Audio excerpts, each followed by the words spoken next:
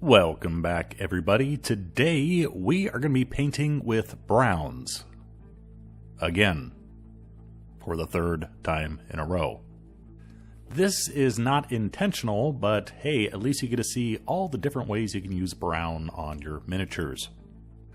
For this Dirt Wizard, aka a Necromancer from Great Grimoire, we are going to be working on our darker browns. We are going to begin with the cloak and tunic, and I want this to be a very dark brown, and what we're going to use here is a mix of black and Vallejo Model Color flat brown. I could use a darker brown color to begin with, however, I actually want to start with a little bit of a lighter shade of brown. That way we can add more and more of it to our initial dark mixture to work on our base coat and highlights. If I started with black and camo black brown, for example, then from camo black brown I would have to add another brown and then maybe another brown after that. So let's just start off with more of a medium color brown and darken it with black. So to our previous mixture, now working on our first shade and working our way up to our base coat, just adding more and more of the flat brown. Very small amounts because I want a very dark brown. I don't want to end up with getting the brown a little bit too light when we get to the base coat, and then I still have to add the highlights, and I end up with a much lighter brown than what is appropriate for our Dirt Wizard. Just for the record, there was an additional layer in here. I did a full layer with the adding more flat brown, and it wasn't enough contrast, so I kind of discounted it and didn't show it in the video here. Just want a little FYI, occasionally I don't add enough highlighting or whatnot. On occasion I have to redo a layer. It happens to everybody, so we'll just not count that one. For our highlights, only going to do 2 of them, adding a little bit of Beastie Brown to our previous mixture. Again, we don't want to overdo the highlights. This is a very dark color, so 2 highlights is enough, and just very small amounts of this more medium to medium light colored brown.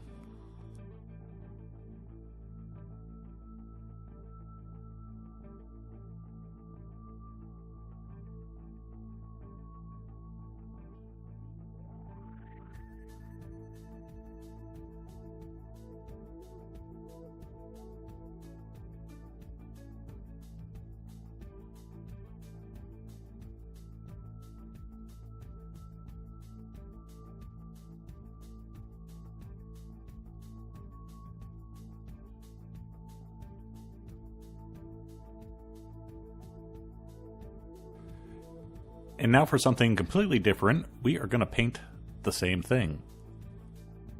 For the pants, I am going to use virtually the exact same colors that I used for the cloak. However, we are going to use them in a different way and in different ratios. We're starting off with a second shade of charred brown, which is kind of similar to our flat brown mixed with black. And then to that, we are going to mix in once again our Beastie Brown and then work up to almost a pure Beastie Brown for our base coat. So right here we used the same 2 colors we used on the cloak, but because I am adding more of the Beastie Brown and adding that sooner in the painting steps, the painting layers, we're ending up with a much brighter result. And then once we get to this stage, I'm going to start adding some game color leather brown for our additional highlights. So as you can see, we can get 2 completely different looks by moving the colors that we used around. The cloak, the Beastie Brown, was our highlight. In this case, it's our base coat, so we're shifting its place, and then we have to add something to where we shifted it from, and that's where the leather brown comes into play. So we don't need 6 different shades of brown to paint 2 different areas. We can reuse the same colors multiple times just by moving their place in the whole shade highlight base coat process. And it also allows us to reuse paint that we already have on the palette.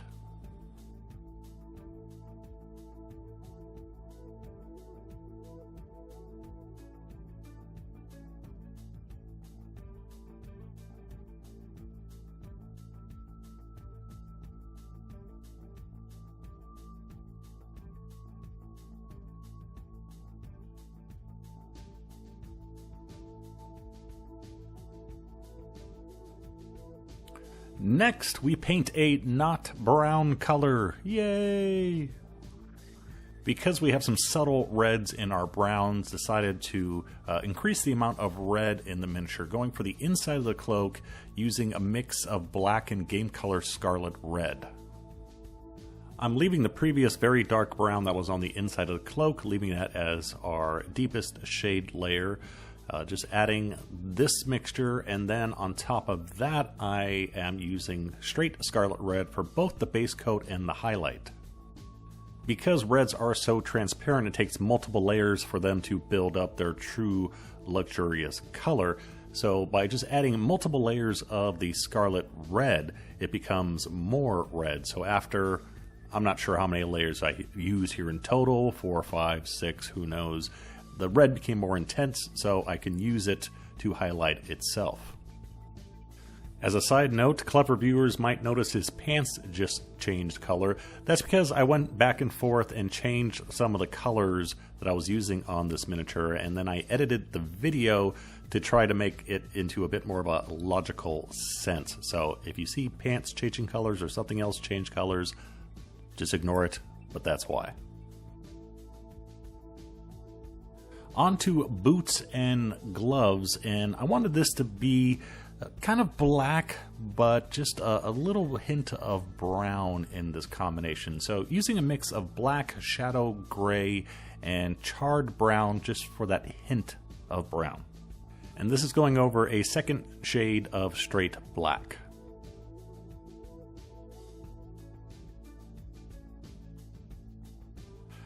First highlight, just a little bit more of the shadow gray added. By the way, I think Vallejo might have gone back to calling this somber gray, but either or.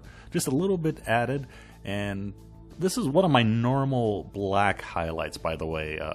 Often if I need to do black real quick, just straight black, a little bit of the shadow gray or somber gray without the charred brown.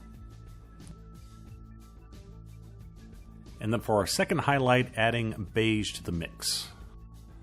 Two things about adding the beige. First of all, I don't add more shadow grays because that would turn the gloves to blue. That applies to highlighting black in general, and also in this case where I want to keep the brown tone alive in the gloves. The second reason is, like I mentioned in the first part, starting off with adding a much lighter highlight color than you actually need gives you a lot of range, so you can add more of it if need be, as opposed to going for a very, very, very dark gray color added here. So I can add more of the beige or less of it depending on how much of a highlight I need.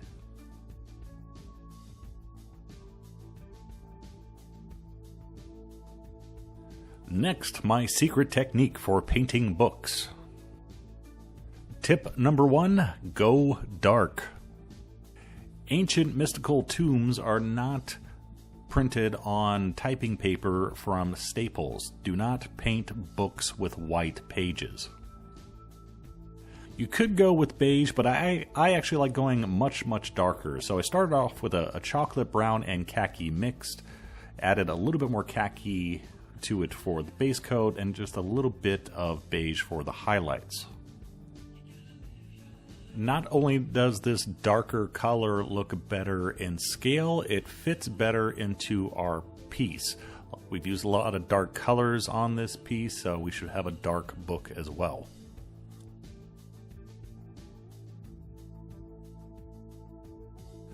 Next, draw some squares, rectangles, whatever you like, at the sides or top or bottom of the page. We're going to be painting a illuminated manuscript here rather than just a blank page with a whole bunch of text on it.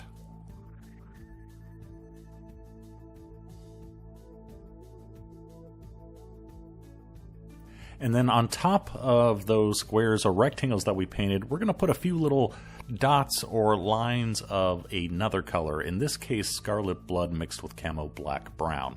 This could be green, this could be yellow, whatever you choose. The reason for adding the camo black brown to these steps is to dull the color, much like we did with the pages. We don't want really intense color on an old tomb. It's going to be a little bit faded. And we do the exact same thing when it comes to the text as well. Rather than pure black, I have it mixed with some bone white. And when painting the actual text, all I'm doing is kind of making little dots, squiggles, lines, whatever, trying to keep it small and not actually trying to print words, because obviously we're not going to be able to print words at the proper scale here. So just do like squiggles, go up, down, left, right, kind of plus sign, equal, do a zigzag, little things like that, and get as much as you can on the page. I think it looks better if the page is all full. Finally, we paint his staff candelabra shovel thing. It's like a Leatherman for necromancers. Using a mix of brassy brass and game color charred brown again, we add the charred brown to dull and darken our brassy brass.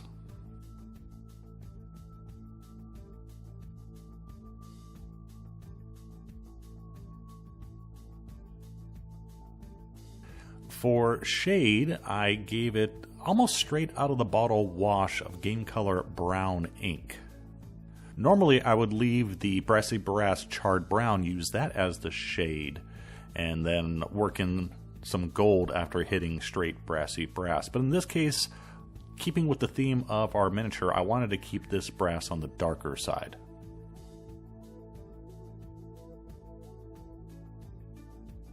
And then just one highlight of thinned brassy brass. Again, we could add another highlight mixing in some gold or silver to the brassy brass, but we want to keep things dark. Remember, Dirt Wizard. And by the by, I used pretty much the same colors on the center of the staff. However, I mixed in some black as well and gave it a black wash, so that area is darker. And there we go, one more brown wizard. Like the dark colors, how they came out, there's just a little bit of a lighter color in the pants and the shirt.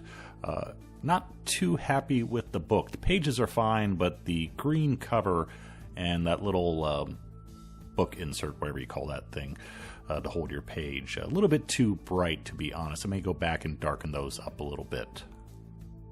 But the cool thing is here, I think we did a lot with a minimal palette somewhat. Notice we used a lot of charred brown, a lot of beastie brown, a lot of black, of course. So didn't have to use 37 different shades of brown. We just used a few browns, but in different ratios, and then tinted them as needed. So I say again that do not be afraid or ignore your browns. They are wonderful colors. They can do a whole bunch for you. Start playing with them today. Hope you enjoyed. Hope you learned. See you next time. Bye-bye.